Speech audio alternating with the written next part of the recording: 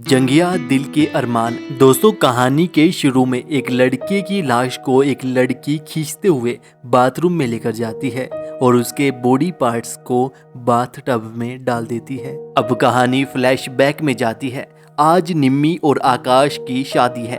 दोनों घर पहुंचते हैं तो आकाश गाड़ी से उतरकर अंदर चला जाता है, जबकि निम्मी गाड़ी के अंदर ही बैठी रह जाती है, जिसे जूही लेने आती है, जो आकाश की छोटी बहन है। आकाश की मम्मी दोनों की आरती उतारती है और फिर निम्मी चावल गिराकर घर के अंदर प्रवेश करती है। सभी बहुत खुश होते हैं, लेकिन रात में निम्मी अपने कमरे में बेड पर बैठी है। तभी आकाश नशे की हालत में कमरे में पहुंचता है। निम्मी उसकी हालत देखकर जब उसे सोने को बोलती है तो वह उसे बुरी तरह पीटता है और जबरदस्ती उसके साथ खेलता है। फिर अगले दिन जूही निम्मी को घर का सारा काम समझाती है, लेकिन निम्मी रात के हादसे से बहुत दुखी है। जूही निम्मी को दुखी देखकर समझाती है कि ये भी तुम्हारे घर जैसा ही है और हम सब भी तुम्हारे अपने ही तो हैं।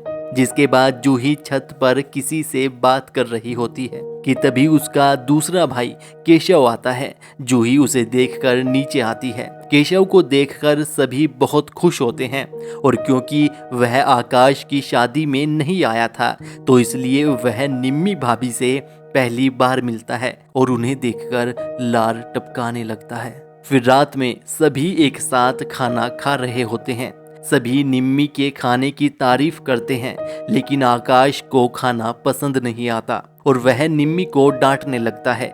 निम्मी किचन में जाकर रोने लगती है। तभी पीछे पीछे जूही भी किचन में पहुंच जाती है और निम्मी को गले लगाकर उसके आंसू पोंछती है। फिर रात में केशव अपने कमरे में बैठा होता है। जब निम्मी कपड़े लेकर ऊपर से आती है तो उसके पास जाकर पीछे से उसे टच करता है और बड़ी ही घुमा फिरा कर बातें करने लगता है।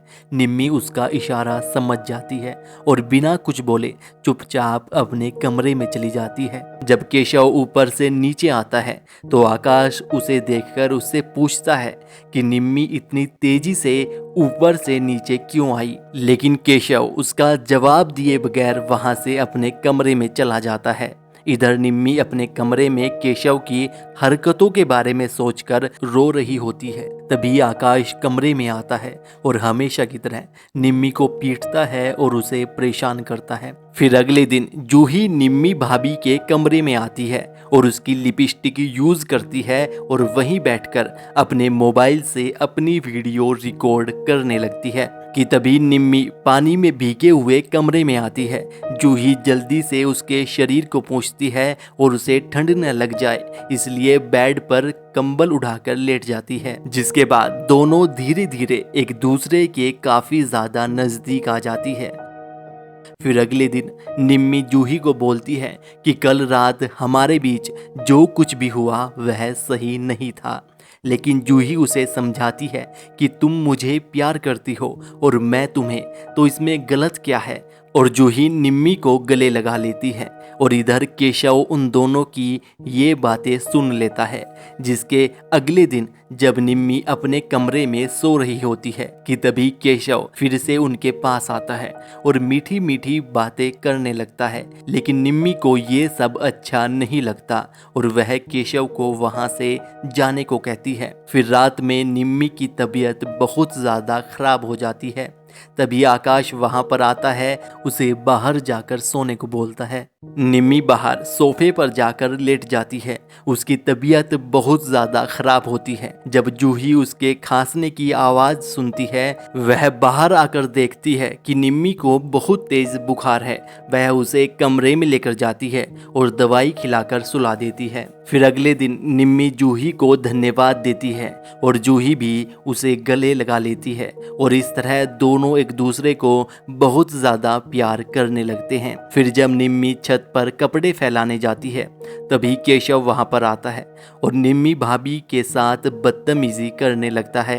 वह उसकी और जूही की वीडियो उन्हें दिखाता है और बोलता है कि भाभी या तो मेरी ख्वाहिश पूरी कर दो वरना मैं इस वीडियो को लीक कर दूंगा। निम्मी वह वीडियो देखकर वहां से रोते हुए जूही के पास जाती है, लेकिन जूही उसे बताती है कि वह वीडियो उसने जानबूझकर नहीं रिकॉर्ड की, बल्कि उस दिन वह अपनी वीडियो बना रही थी तो मोबाइल का कैमरा खुला रह गया और हमारी वह वीडियो रिकॉर्ड हो गई और केशव ने धोखे से मेरे मोबाइल से वह वीडियो निकाल ली होगी। लेकिन तुम चिंता मत करो, मैं तुम्हारे साथ हूँ, कुछ नहीं होगा।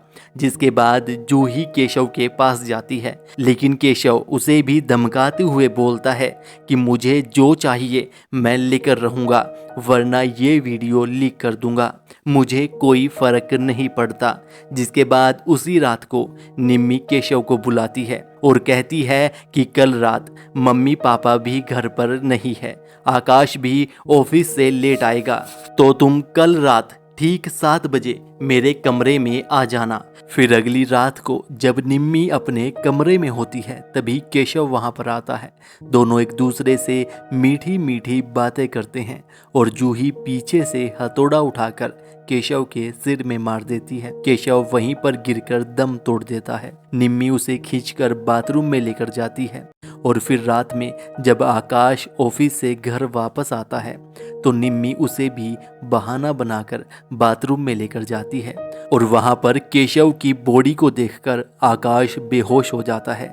जिसके बाद वे दोनों उसे भी मार देती हैं और इस वेब सीरीज का यहीं पर एंड हो जाता है। यह वेब सीरीज उल्लू ऐप पर अवेलेबल है और इस वेब सीरीज के संबंध में आपकी क्या राय है हमें कमेंट करके ज़रूर बताइएगा और इस वीडियो को लाइक और शेयर करना मत भूलिएगा और चैनल पर नए आए हैं तो सब्सक्राइब करके बेल आइकन भी दबा लीजिएगा।